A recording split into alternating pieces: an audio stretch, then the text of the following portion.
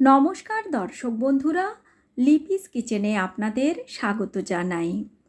আজ হাজির হয়েছি দুর্দান্ত স্বাদের লাউ চিংড়ির রেসিপি নিয়ে। প্রতিটি আমিষভোজী বাঙালি বাড়িতে এটি একটি খুব জনপ্রিয় রেসিপি। আপনারা সবাই বানিয়ে থাকেন, তবে আমি কেমনভাবে বানাই আজ সেই রেসিপিটি শেয়ার করে নিচ্ছি। আশা করছি আমার আজকের এই সাদা মাটা অথচ দুর্দান্ত স্বাদের রেসিপিটি আপনাদের ভীষণ ভালো লাগবে। আমার চ্যানেল এখনও না সাবস্ক্রাইব করা থাকলে চ্যানেলটি সাবস্ক্রাইব করার অনুরোধ রইল। এখানে 200 গ্রাম চিংড়ি মাছ ভালো করে বেছে ধুয়ে এর মধ্যে লবণ হলুদ মেখে নিচ্ছি। চিংড়ি মাছকে লবণ হলুদ মেখে মোটামুটি মিনিট 10 রেখে দেব ম্যারিনেট হতে। সেই সময় মাঝারি সাইজের একটি লাউকে এভাবে মিহি করে কুচিয়ে নিয়েছি। লাউ চিংড়ির জন্য লাউকে কিন্তু যতটা সম্ভব মিহি করে কুচিয়ে নিতে হবে। লাউয়ের খোসা ছাড়িয়ে নিয়ে ধুয়ে তারপর কুচিয়ে নিয়েছি। এরপর আর ধোয়ার প্রয়োজন নেই। এখন এই কুচনো লাউকে আমি একটি প্রেসার কুকারে নিয়ে নিচ্ছি। যদি লাউ খুব বেশি নরম হয় সেক্ষেত্রে আপনারা প্রেসার কুকারে দিয়ে না ভাপিয়েও রান্না করে নিতে পারবেন, তবে আজ আমি একটুখানি ভাপিয়ে নিয়েই রান্না করছি। পরিমাণ মতো লবণ আর খুব অল্প জাস্ট 1 চামচ মতো জল দিয়েছি, যাতে লবণটা ভালো করে লাউয়ের সঙ্গে মিশে যেতে পারে। লাউ থেকে এমনিতেই অনেক জল বের হয়, তাই জল দেওয়ার প্রয়োজন নেই। ফ্লেম অন করে জাস্ট ভেপারটা ধরা পর্যন্ত পুরো একটা সিটি না দিয়েই শোঁ শোঁ আওয়াজ হলেই ফ্লেম অফ করে দিয়েছিলাম। লাউকে খুব হালকা ভাপিয়ে নিতে হবে। আমি আপনাদের দেখাচ্ছি, দেখুন, তাহলে আপনারা বুঝতে পারবেন। দেখুন, লাউ খুব হালকা ভাপিয়ে নিয়েছি আর লাউ থেকে কিন্তু বেশ কিছুটা জল বেরিয়েছে। এই জলটা কিন্তু আমরা ফেলে দেব না, এই জলটাও খুব উপকারী হয়, তাই এই জলটা রান্নাতেই ব্যবহার করে নেব। কড়াই গরম করে নিয়ে নিলাম 1.5 থেকে 2 চামচ সর্ষের তেল। তেলটাকে ভালো করে গরম করে নিলাম আর তারপর এর মধ্যে লবণ হলুদ মাখানো চিংড়ি মাছগুলো দিয়ে দিচ্ছি। চিংড়ি মাছগুলো খুব বেশি সময় ধরে ভাজবার প্রয়োজন নেই, তাতে করে চিংড়ি মাছগুলো খুব শক্ত হয়ে যায়, খেতেও টেস্টি হয় না। জাস্ট 1.5 মিনিট মতো চিংড়ি মাছগুলো একটু ভেজে নিয়ে নামিয়ে নিচ্ছি, অর্থাৎ হালকা ভেজেই নামিয়ে নিতে হবে। এবার কড়াইতে আরও একটু সর্ষের তেল দিয়ে দেব রান্নাটা করে নেওয়ার জন্য। তেল গরম হলে একটি শুকনো লাল লঙ্কা দিয়ে দিলাম, গোটা গরম মশলা, ছোটো এলাচ, লবঙ্গ আর দারচিনি, আর দিচ্ছি অল্প একটু গোটা জিরে।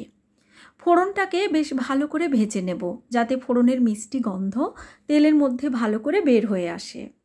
এবার ফ্লেমটাকে একদম লোতে দিয়েই দিয়ে দিচ্ছি ছোটো চামচের 1 চামচ গ্রেট করা আদা। লো ফ্লেমে রেখে আদাটাকে একটু কষিয়ে নিলাম আর তারপর এর মধ্যে লাউ সেদ্ধ করা সেই জল এখানে দিয়ে দিচ্ছি অল্প পরিমাণে, যাতে গুঁড়ো মশলা না পুড়ে যায়। দিয়ে দিলাম 1/2 চামচেরও কম হলুদের গুঁড়ো, 1 চামচ জিরে গুঁড়ো, 1 চামচ লাল লঙ্কার গুঁড়ো দিয়ে ভালো করে গুঁড়ো মশলাকে কষিয়ে নেব। এখানে 1 চামচ আমি চিনি দিয়ে দিচ্ছি, আর বলে রাখি চিনিটা কিন্তু ব্রাউন সুগার, তাই এর রঙটা লাল। একজন দর্শক বন্ধু জানতে চেয়েছিলেন চিনির রঙটা লাল কেন, তাই এই ভিডিওতে জানিয়ে দিলাম। মশলা খুব ভালো করে কষিয়ে নিয়েছি, দেখতেই পাচ্ছেন, আর মশলা কষাতে কষাতে অল্প অল্প লাউ সেদ্ধ করে নেওয়ার সেই জল যোগ করে করে মশলা কষিয়ে নিচ্ছি। এভাবে সুন্দর করে মশলা কষিয়ে নিয়ে এবার আমি এখানে সেই ভাপিয়ে নেওয়া লাউ দিয়ে দিচ্ছি। লাউ খুব কচি হলে বা নরম হলে আপনারা সেক্ষেত্রে মশলা কষিয়েই ডাইরেক্ট লাউ কুচি মশলার সঙ্গে দিয়েও কষিয়ে নিতে পারেন। এবার খুব ভালো করে লাউয়ের সঙ্গে মশলাকে কষাতে হবে বেশ সময় নিয়ে। ফ্লেমটাকে এই সময় আমি কিন্তু বাড়িয়ে দিয়েছি, যাতে লাউটা ভালো করে কষানো হয়। এই সময় আমি প্রেসার কুকারে থাকা অবশিষ্ট সমস্ত জলটাই যোগ করে দিলাম। লাউ ভাপানোর সময় অল্প লবণ দিয়েই রেখেছিলাম, বাকি লবণ দিয়ে দিলাম।